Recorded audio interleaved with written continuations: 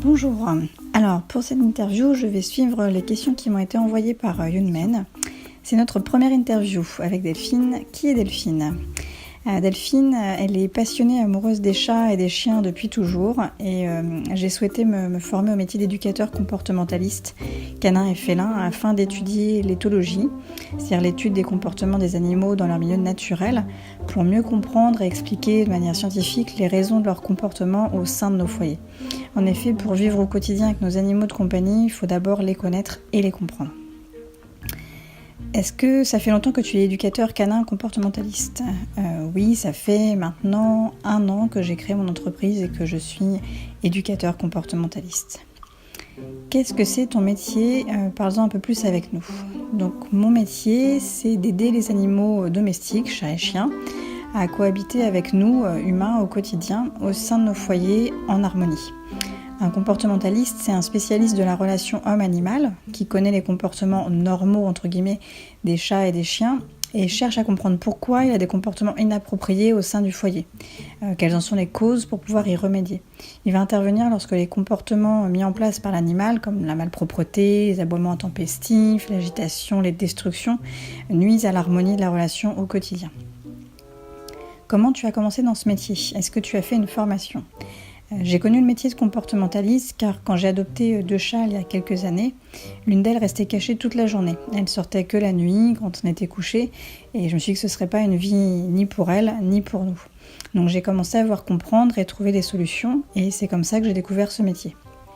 J'ai ensuite naturellement voulu aider les personnes qui se trouvaient dans des situations similaires à la mienne, désemparées, essayant tous les conseils des proches, trouvant tout et son contraire sur internet.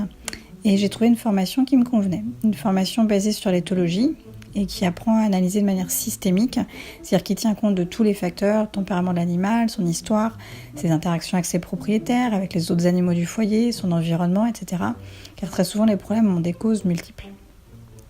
Où travailles-tu ? Donc je travaille au domicile des clients, parce que pour moi, pour aider à résoudre les problèmes, il faut être là où les problèmes se manifestent. Qu'est-ce qui te plaît le plus dans ce métier ? Bien entendu, je dirais quand les problèmes pour lesquels j'ai été contactée sont résolus et que mes clients humains et animaux sont apaisés. On sait bien que tu aimes les chiens et les chats, mais est-ce que tu as changé ta façon de traiter les animaux depuis que tu les connais mieux grâce à ton métier ? Oui, effectivement, quand on apprend à les connaître et qu'on travaille auprès d'eux en permanence, on prend conscience des efforts d'adaptation qu'on leur demande en les accueillant dans nos foyers, qui sont finalement des environnements captifs pour eux, même si on leur apporte tout ce dont ils ont besoin. Est-ce que tu as des informations à donner aux gens qui veulent vivre avec des animaux ? Oui, se renseigner avant auprès de professionnels bienveillants, car adopter un animal, c'est s'engager à s'occuper de lui, même les jours où on n'a pas envie, où on est fatigué, et aussi à combler tous ses besoins, santé, alimentation, mais aussi bien-être plus globalement. Est-ce que les éducateurs sont différents des vétérinaires ? Oui, bien sûr, les éducateurs comportementalistes sont là pour aider les propriétaires à cohabiter harmonieusement avec leurs animaux, en anticipant et en proposant des cours d'éducation, par exemple, pour que tout se passe bien. Ou bien en curatif quand les problèmes de comportement surviennent et qu'il faut les aider à rééduquer. Les vétérinaires, eux, apportent les soins médicaux aux animaux, en prophylaxie, vaccin par exemple, ou en curatif quand ils sont souffrants. Mais les deux, à mon sens, peuvent travailler ensemble. Je conseille souvent aux propriétaires de faire un bilan vétérinaire complet avant qu'on se rende compte pour écarter des problèmes de santé. Par exemple, dans les cas de malpropreté, qui peuvent être liés à des infections urinaires par exemple, ou des problèmes d'agressivité. Si l'animal a une douleur, il peut devenir beaucoup plus réactif. Et il convient dans ce cas-là d'apporter des soins médicaux à l'animal en premier lieu. On est très intéressé par les différents comportements entre les chiens et les chats. Selon toi, ils sont différents ou pas ? Ils apportent tous les deux beaucoup d'amour, mais ils sont effectivement différents. Le chien est un animal social, il a besoin de présence, sera souvent en demande d'interaction avec les humains, avec les autres chiens. Le chat est souvent plus attaché à son environnement, plus indépendant entre guillemets, ce qui n'empêche pas qu'il soit attaché à sa famille humaine. Les chiens et les chats ont des codes de communication différents. Par exemple, en général, un chien qui remue la queue est dans un état d'esprit plutôt positif. Si votre chat bat de la queue, il y a des chances que cette pupille soit dilatée, voire le poil hérissé, et là, je ne pense pas que ce soit le bon moment pour tenter de le caresser. Mais il n'y a pas vraiment de règles, ils peuvent avoir des tempéraments plus ou moins éloignés des standards entre guillemets de leur espèce, et on entend souvent des propriétaires d'ailleurs dire qu'ils ont adopté un chien-chat ou un chat-chien. Est-ce que tu es d'accord que les chats se sentent comme les maîtres avec les humains ? Non, je suis pas d'accord.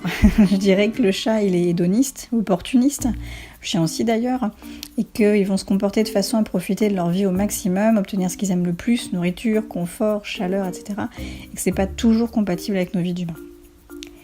Alors, quand devons-nous contacter un comportementaliste, nous avons des problèmes avec le comportement avec nos animaux? Je dirais quand l'équilibre est rompu, quand ça devient trop difficile à gérer, même si l'idéal serait d'anticiper au maximum pour éviter de se retrouver dans des situations difficiles à vivre pour vous, enfin pour l'humain et pour l'animal. Quels sont les problèmes pour lesquels tu es le plus contacté?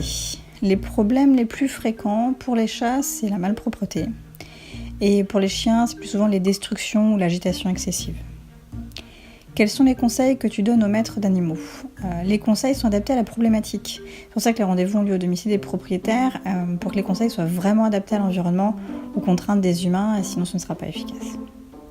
Est-ce que tu trouves qu'ils connaissent bien les besoins des animaux?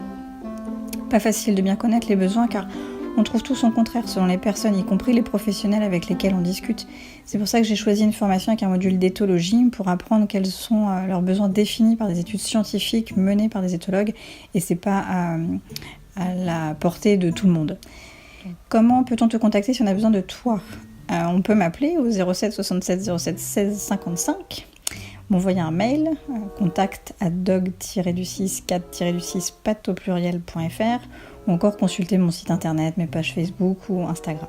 Voilà. En tout cas, merci de m'avoir donné la parole et j'espère que ça pourra aider quelques personnes. Merci.